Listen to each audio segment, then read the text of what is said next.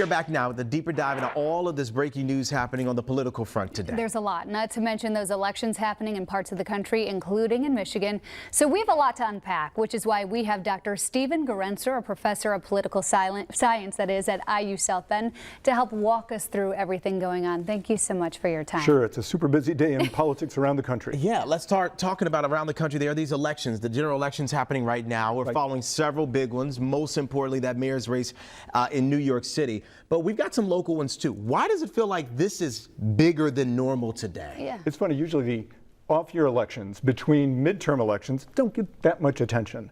But I think especially because of the nature of the Trump presidency, this is the first opportunity for there to be elections in which people can express their views. Even if he's not on the ballot, there's a way in which these elections are in some ways a capacity for people to go out and express support or not for the candidates and propositions that he does or does not support. Is this, would you say arguably, is this like a bellwether for the administration, the first official one of this new term? I would be a little cautious. I think there can be some message, some signal, but there's a lot of noise too. So think of like big elections in Virginia and New Jersey. These are relatively blue, if slightly purplish states. So if a Democrat gets elected governor in those states, it's not shocking. The margins might matter. If they're very big, that's a sign that President Trump is losing some support. If they're narrower, it shows that he's sustaining the support that he had during the election of 2024. Interesting. Okay, some sad news today. Dick Cheney, one of the most powerful, polarizing vice presidents, I think we could say, in U.S. history, passed away today. Talk about his legacy and his impact on the Republican landscape. So what's interesting is how long he was in politics. It's interesting to think he's only a few years older than President Trump, about 5 years older than President Trump, but he was Gerald R. Ford's chief of staff. Wow. And that was, 1974 to 1976. So he's been in politics for a long time. The party that he represented is a very different party than it is now in many ways. True. But it's interesting to note that one of the things that he was responsible for when he was vice president is accumulating power in the White House. The development of the executive power is the primary centerpiece of the constitutional order.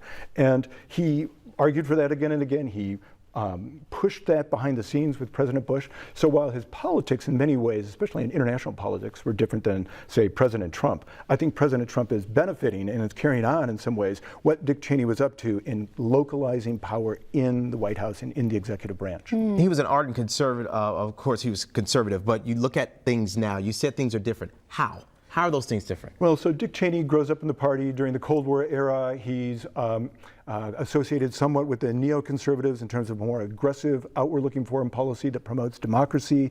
He definitely came from the small government, low-tax wing of the party. And those are, right now President Trump has a very different foreign policy. The politics of taxing are similar but not the same. They're not the same priorities as they were then. President Trump follows a more populist approach to politics than Dick Cheney did. Yeah, that's interesting. Let's talk about our top story, right? We started 4 o'clock with it. The news now about SNAP benefits only being given out when the federal government shutdown ends. This happened, of course, we had other news yesterday. It's changing, it seems like, hour by hour almost. So first, I'm mindful that this is happening because of the government shutdown. The last time I was here was right before the government shutdown was about to begin. 5 weeks is a long time, and it takes until now for things to really start to have impact because many things are already in motion for the first month or so. Now we have an interesting thing to find out. Originally, a court said the president must pay at least some of these benefits. President Trump initially said, nope, I'm not going to do that. But now his press secretary has come out to say, of course, we're going to follow the court order.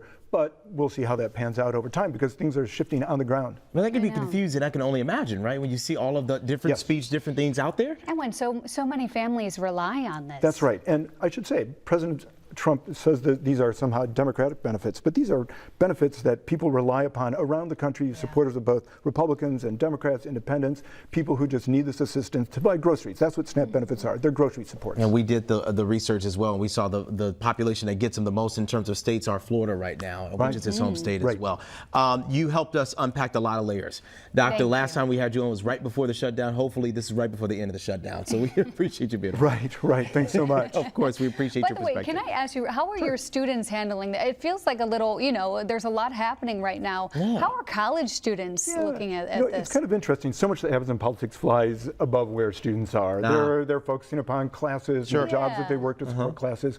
But now they're starting to warn, like, is this going to impact financial aid? They're about to be the point where you can open up to fill out your financial aid forms and get those submitted to the federal government. And will that slow down? Will that affect them? So I think it's starting to creep through and affect them, not in their day-to-day lives, but wondering, will this affect their life in college? Yeah, interesting. Interesting perspective. Yeah. A look inside of that. We appreciate you. Thank you so much, as always. Good to be here.